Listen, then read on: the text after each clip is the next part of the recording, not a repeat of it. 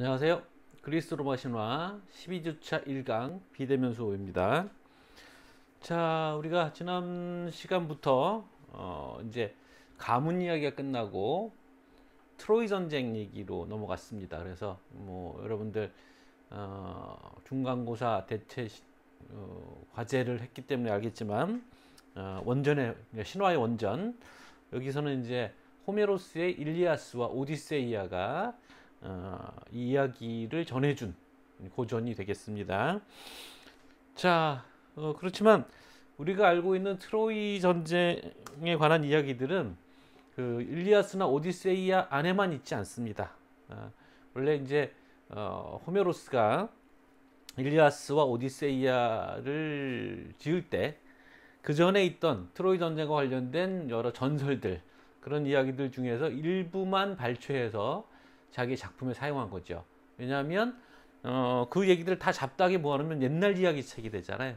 호메로스는 그렇지 않고 하나의 일관된 플롯을 가진, 스토리를 가진 하나의 이야기를 만들었기 때문에, 그래서 일리아스 같은 경우에는 아킬레우스라는 영웅의 분노, 그 주제를 다루고 있습니다. 아킬레우스 죽음도 안 나와요. 아주 짧은 기간, 한 15일인가 뭐 그 정도 기간 동안에 사건을 다루고 있고, 오디세이아 같은 경우에는 이제 트로이 전쟁이 끝나고 고향으로 돌아가는 영웅들의 이야기를 그리고 있는데, 그 중에 특히 오디세우스라는 영웅이 10년간 지중해를 떠돌며 겪은 모험을 다루고 있죠. 그래서 거기에도 이제 다른 영웅들 다 있겠습니다만, 다른 얘기들은 굉장히 간략하게 생략되어 있고 오디세우스 얘기를 중심으로 구성이 되어 있는 겁니다. 그래서 트로이 전쟁의 전후, 그 전쟁 상황, 이런 것들에 대한 여러 가지 전설들이 복잡하게 얽혀 있는데, 그 중에 일부만 호메로스가 가져다가 자기 작품에 사용했다, 이렇게 알고 계시면 됩니다. 그래서 이제 파리스의 심판 얘기도 일리아스에 뭐 직접적으로 전해지지 않죠. 이 사건 자체를 이렇게 무대에 올리질 않습니다. 일리아스에서는 트로이 전쟁을 둘러싼 여러 가지 신화군들에서 이런 얘기들 재구성하고, 그 이후에 이제 전해주는 이야기들, 뭐 신화집들, 뭐 우리 비블리오테카, 도서관, 이런 책 같은데 전해지는 얘기들을 가지고 재구성을 한 거죠. 자, 파리스의 심판부터 얘기가 시작됩니다. 파리스는 이제 알렉산드로스라고 또 불리는데, 알렉산더 대왕이라고 하는 그거죠. 알렉스와 안드로스라고 해서 뭐 사람들을 지켜주는 남자, 뭐 이런 뜻이라고 해요. 자, 원래 트로이아의 왕자인데, 이 왕자가 태어나기 전에 태몽을 꿨는데, 그 태몽 자체가 되게 불길했던 거죠. 그 헤카베가 이제 프리아모스의 부인, 즉 트로이의 왕비인데, 그 헤카베가 태몽을 꾸기를 횃불을 자기가 낳았고, 그 횃불로 인해서 트로이아 도시가 불타버린다, 뭐 이런 태몽을 꿨고, 그래서 왕의 아들, 프리아모스 왕의 아들 중에 하나가 이제 꿈 해몽을 아는 왕자가 있어서 해몽을 시켜왔더니, 이 아이 때문에 트로이가 멸망할 거다, 그러니까 갖다 버려야 된다. 그래서 갖다 버리게 했고, 사실 죽이라고 했는데, 그 마치 그 오이디푸스 왕처럼 산에 버려서 자기 신하한테 그 얘기를 했는데, 그 신하가 버리질 못하고 이다산에다가 거기서 길렀다, 이거죠. 그래서 이제 이것도 뭐 얘기가 좀 있습니다. 그래서 알렉산드로스가 그 동네에서 이제 훌륭하게 잘 자라갔고, 마을 사람들도 지켜주고, 그러면 뭐 그 동네 영웅이 됐던 거였죠.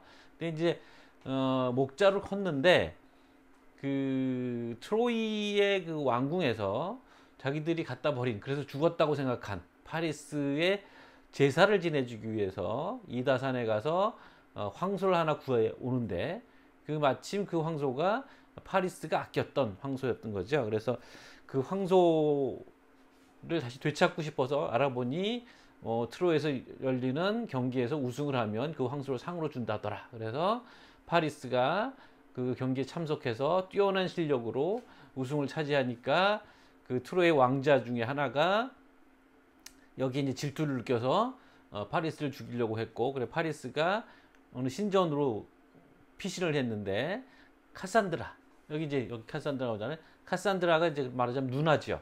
그 카산드라가 부모도 못 알아봤는데 이 카산드라가 이제 예언의 능력을 갖고 있거든요. 그래서 파리스를 알아본 거죠. 그 얘기도 잠깐 하면 뒤에 나오겠습니다만, 카산드라는 이 프리아모스와 헤카베사에 태어난 아름다운 여인인데, 아폴론이 반했던 거죠. 그래서 아폴론이 예언의 능력을 줄 테니까 나랑 자자 이랬는데, 예언의 능력만 받고 자질 않은 거예요. 그랬더니 아폴론이 저주를 내립니다. 너는 뛰어난 예언을 하겠지만 너의 예언을 아무도 믿어주지 않을 거다. 이런 카산드라 컴플렉스라고 해요. 옳은 말을 하는데 그 옳은 말을 사람들이 믿지 않는 그런 아이러니죠. 비극이고. 그래서 이제 카산드라가 알아봤고, 그래서 이제 왕자로 인정을 받았는데, 여기도 또 잠깐 이야기가 있습니다. 이게 이제 얘기마다 좀 다른데, 파리스가 결혼을 했다는 거예요. 그래서 이다산에서 이미 오이노에라는 님프랑 결혼을 했는데, 왕자로 인정받은 다음인지 그 전인지 이건 얘기가 좀 다릅니다. 그래서 하여튼 그래서 오이노에 잘 살고 있었는데 이제 문제가 생기는 거죠. 그 앞에 그 얘기를 했죠. 펠레우스와 테티스 여신의 결혼식에 브라이 여신이 황금상을 던져서 아름다운 여신이 가져라 라고 했더니, 누구냐라고 서로 싸우다가 누구한테 심판을 받을 거냐 했더니 파리스가 이제 당첨이 됐다는 거죠. 그러니까 여신들이 찾아와서 헤르메스의 인도하에 이 파리스를 찾아와서 각자 선물을 내밉니다. 그래서 헤라 여신 같은 경우에는 제우스의 부인이니까 강한 권력, 아테네 여신은 전쟁의 신이니까 전쟁의 승리, 아프로디테는 미의 여신이니까 아름다운 여성, 이렇게 각각 상품을 내거라. 뇌물이죠. 그랬더니 파리스가 유부남인데 또 불구하고, 물론 이제 여러 가지 전설들이 서로 얽혀 있는 거예요. 아름다운 여성을 선택한 거죠. 결국은 오이노에는 버림받은 겁니다. 근데 세상에서 가장 아름다운 여성, 그러니까 여신 빼고, 아프로디테는 여신이니까, 를 찾아봤더니 이미 결혼을 했던 헬레네였던 거죠.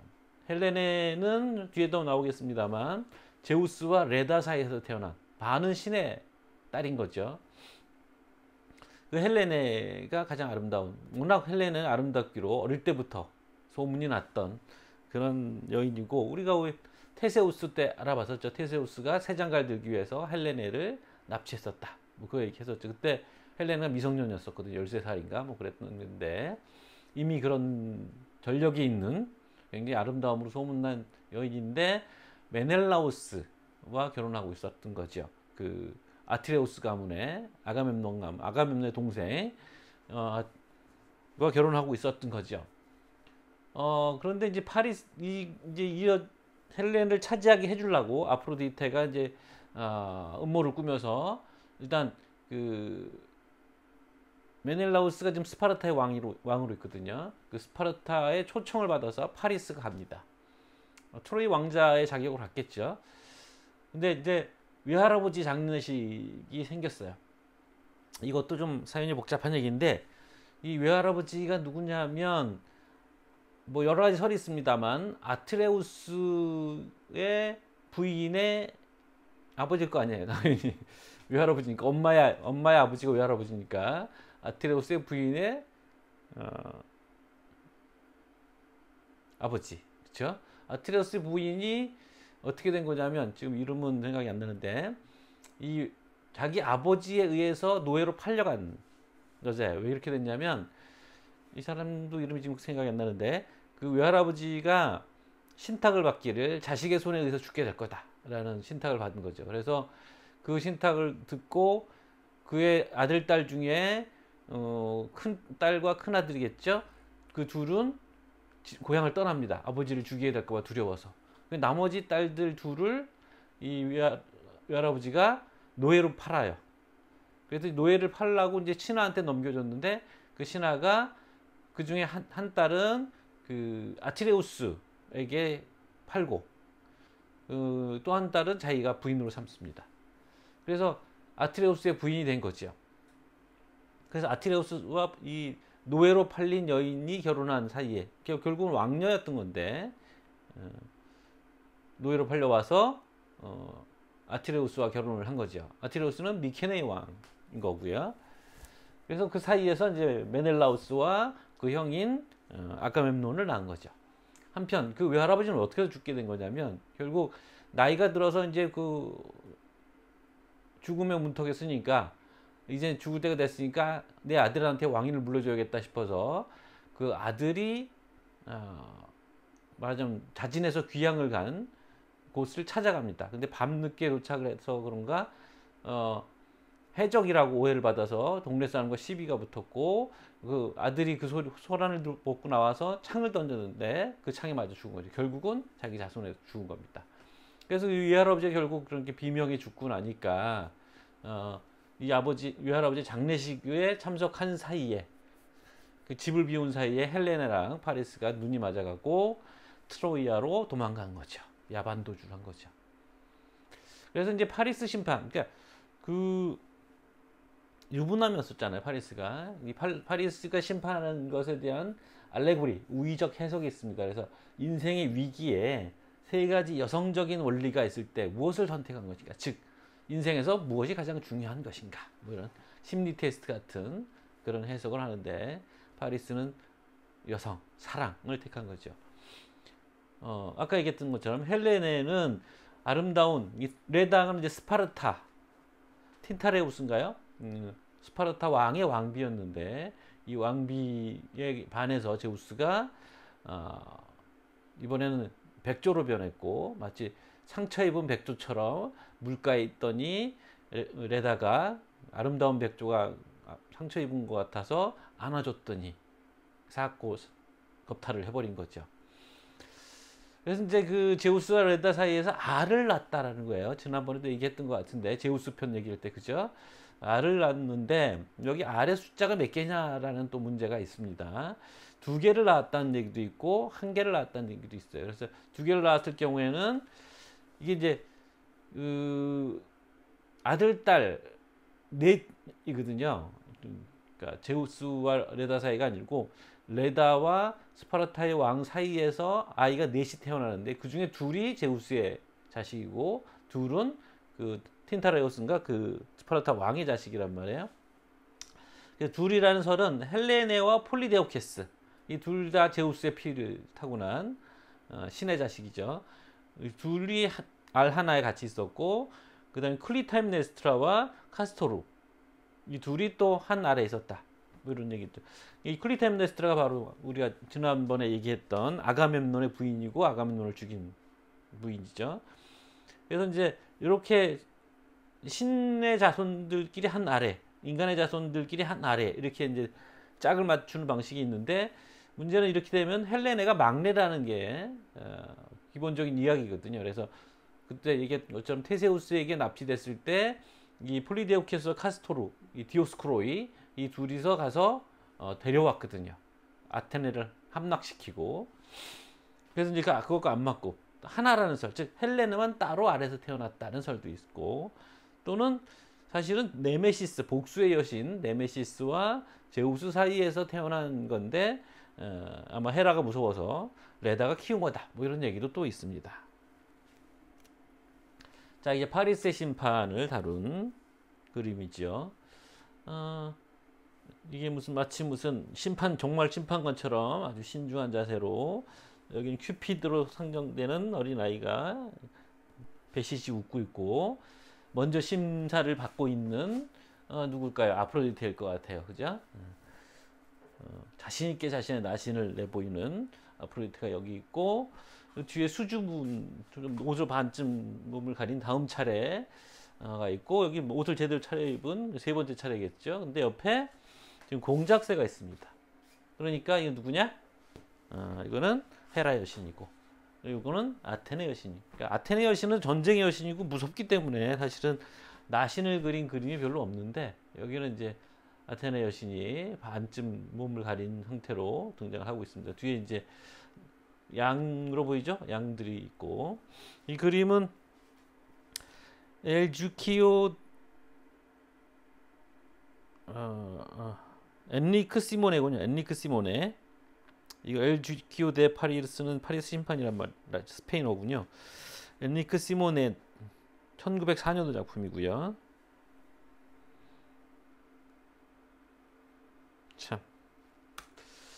자, 이건 이제 카산드라 얘기를 또 이어주기 위해서 카산드라하고 이게 아약스입니다. 이 트로이 전쟁에 갔던 그리스 영웅들 중에 아이아스라는 이름을 가진 사람은 둘이었어요. 그래서 큰 아이아스, 작은 아이아스 이렇게 부르는데 실제로 작은 아이아스가 키가 작았다는 거예요.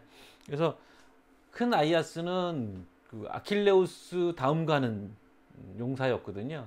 그래서 전에 얘기했지만 아킬레우스의 무구를 두고 오디세우스와 다투다가 다른 영웅들의 투표에 의해서 오디세우스에게 그 무구가 돌아가자 그것 때문에 광분해서 죽이려고 했다가 나중에 그게 내가 자기가 영웅들 죽인 게 아니고 뭐 외양간에 있는 짐승들 죽인 걸 알고서는 그 수치심에 자기 칼을 땅에 꽂고 거기 자기 몸 던져서 죽은 그 영웅, 비극의 영웅이고요. 이 사람은 작은 아이아스라는 친구인데 그 오디세우스랑 달리기 시합을 하다가 오디세우스가 뒤지니까 아테네 여신에게 도와달라고 했어요. 그랬더니 아테네 여신이 아이아스를 넘어뜨렸어요. 아이아스가 아테네 여신에게 뭐 좀 분심을 갖고 있었던 거죠. 근데 이제 트로이가 함락된 후 이게 전쟁이라는 게 그런 거 아닙니까? 트로이가 함락된 후 그 트로이 여인들이 겁탈을 당하는데 이 카산드라는 아테네 여신의 신전으로 피신을 했어요.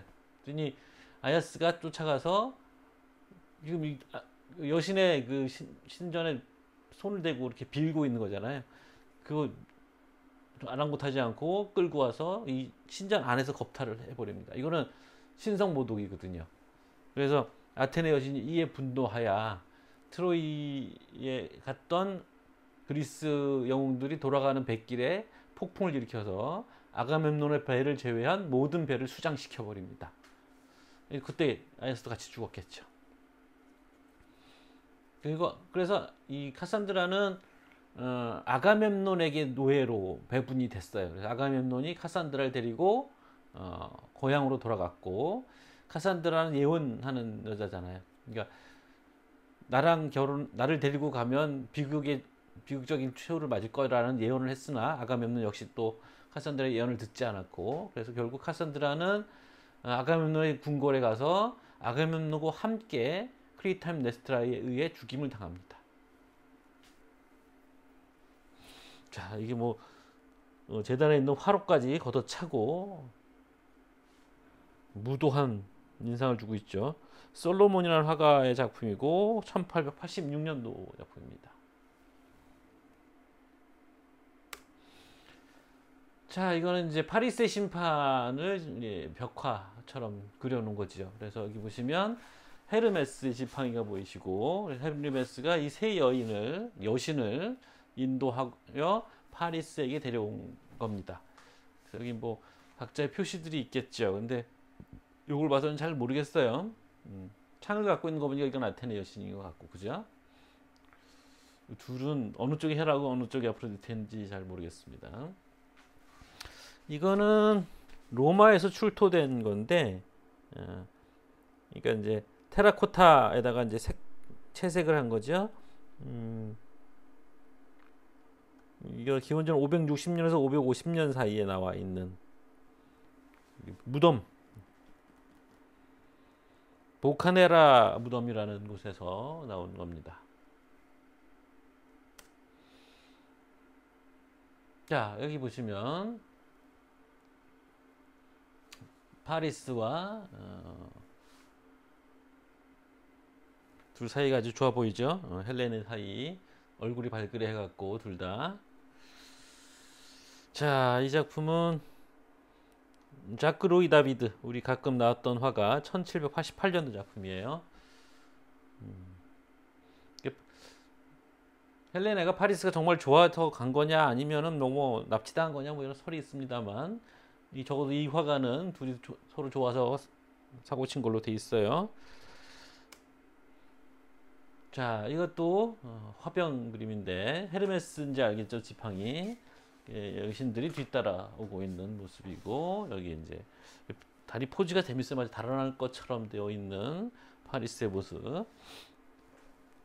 이거는 기원전 560년에서 550년 사이 작품. 자, 이것도 유명한 작품인데요. 레다와 제우스를 그린 건데, 원래 원본은 미켈란젤로의 작품이죠. 예. 미켈란젤로의 작품인데 원본은 없어졌고, 그 원본을 보고 그린 복제, 여러 버전들이 있어요. 그 중에 한 버전, 누가 복제한 그림인지 또 이름이 안 나와 있네요. 16세기죠. 미켈란젤로 시대니까. 딱 봐도 그 미켈란젤로 여성들도 굉장히 근육질로 그리는 그런 스타일이 있듯이, 이게 딱 그 아름다우면서도 강인해 보이는 그런 모습이죠. 이거는 흑인 레다와 백조를 그린 거예요. 흰색과 검은색이 대비가 아주 아름답잖아요. 모테라는 화가인가 봐요. 모테. 아프리칸 레다라고 돼 있어요. 1900년경. 확실한 날짜가 없다는 거군요. 이거는 구스타프 클림트의 레다. 백조가 여기 하얀 게 백조라고 봐야겠죠. 변형이 좀 되어 있습니다. 역시 늘 클림트이 그러듯이 황홀경에 빠져 있는 모습을 그린 거죠.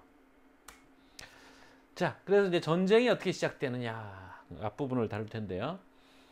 우선 헬레네를 납치했으니까, 또는 뭐 같이 도망을, 사랑의 도피행각을 했던, 그래서 영웅들이 소집됩니다. 왜 그랬냐면, 이거는 헬레네가 구원자를 찾을 때, 신랑감을 찾을 때, 그 아름다움의 소문을 듣고 그 그리스 각지의 영웅들이 다 모였었던 거죠.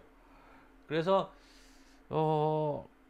이 뭐 힘께나 쓰는 영웅들이 막 한 장소에 모여 있으니까, 그리고 한 여자를 차지하기 위해서 모여 있으니까 굉장히 사실은 불안한 거죠. 무슨 일이 벌어질지 모르는 거죠. 그래서 그때 이제 오디세우스가 아마 꾀를 냈던 거라고 기억하는데, 우리 이러지 말고 누가 되든, 누가 신랑이 되든 그 사람을 축복해주고, 그리고 이왕 모인 김에 우리가 나중에 헬렌에게 무슨 일이 생기면 우리 다시 모이자. 어디선가 무슨 일이 헬렌에게 생기면 우리 모이자. 뭐 이런 맹약을 맺은 거죠. 그래서 이제 헬렌이 납치가 되고 나니까 이 용사들을 소집할 수 있는 근거가 있는 겁니다. 그래서 예비군들을 이제 모았어요. 그래서 사실은 이제 그 사이에 뭐 이 영웅들은 젊음이 지나고 결혼들 해서 뭐 자리 잡고 살고 있는데, 마치 그 예비군 소집하듯이 퇴역군인들 소집해서 전쟁으로 다시 보내듯이 뭐 이런 일이 벌어진 거죠. 그래서 이제 그 소집하는 일을 오디세우스와 팔라메데스가 맡는데, 사실은 이제 오디세우스의 경우에는 팔라메데스가 가서 소환을 합니다.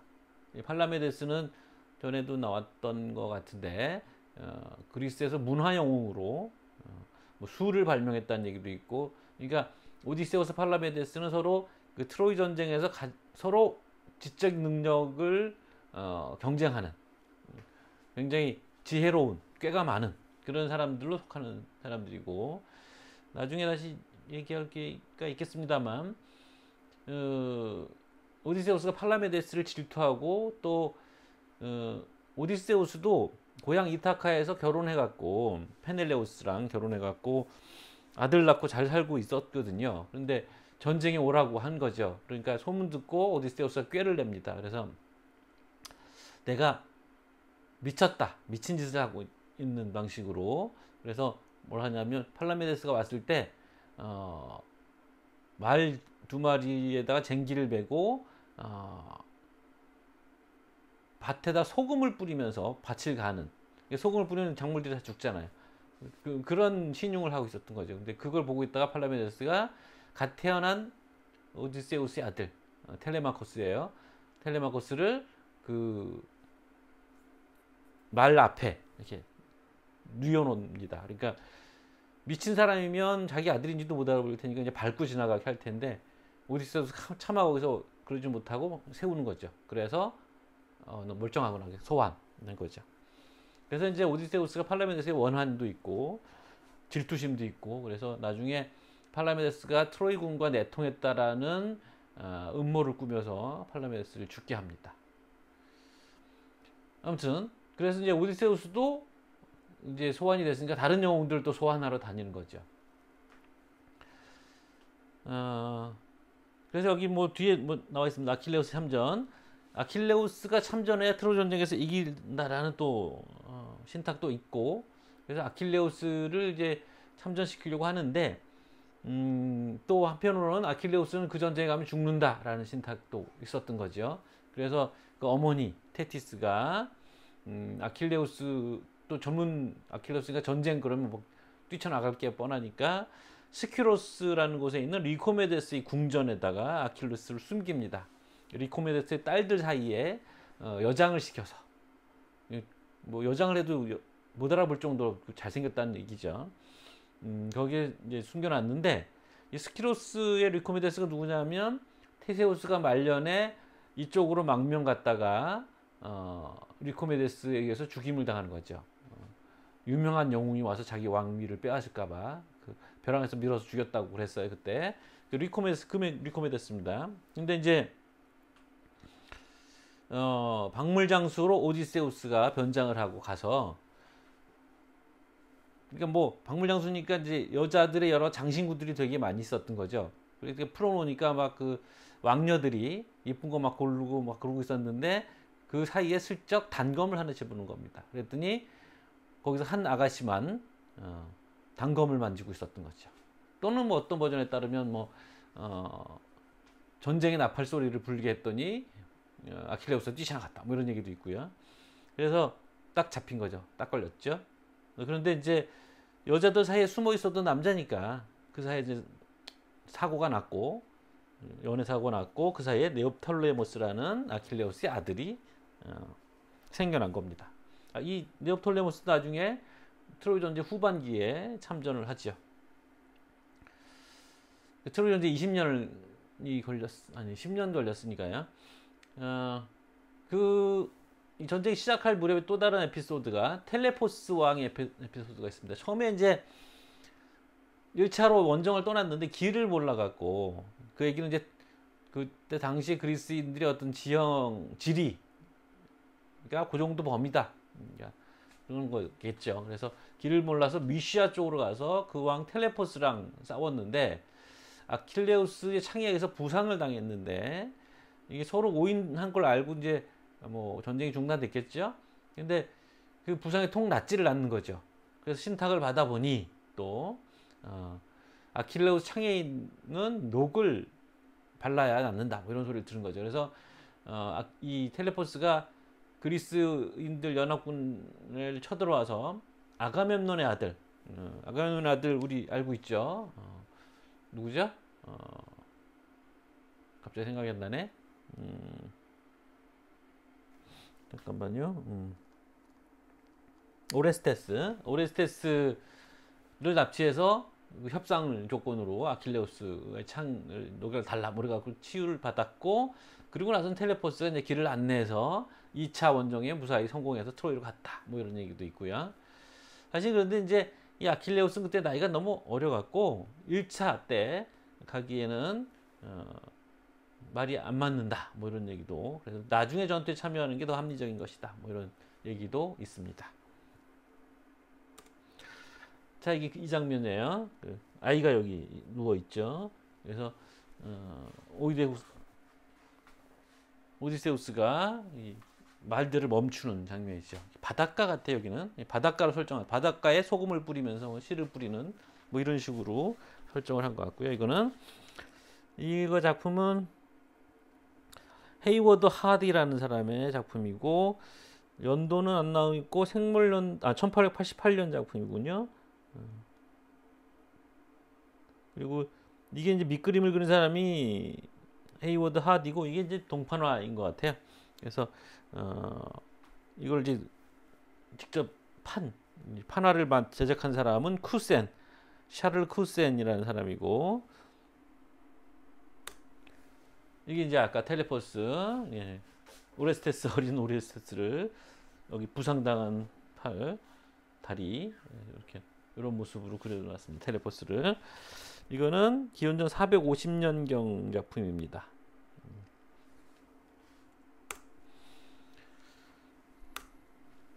이거는 아킬레우스가 창의 녹을 칼로 베끼는 장면이 창이고 단검 베껴서 이제 상처를 치료해 주는 장면. 이건 다른 역할인 것 같고요. 상당히 그럴듯하죠? 이거는 기원전 1세기 작품. 이게 어디냐면 헤르쿨라네움이라는 곳입니다. 헤르쿨라네움. 이게 폼페이 근처에 있는 또 다른 도시예요. 그래서 화산 때문에 여기도 아마 묻혀 있었을 거예요. 그래서 거기서 이제 출토된 작품이에요.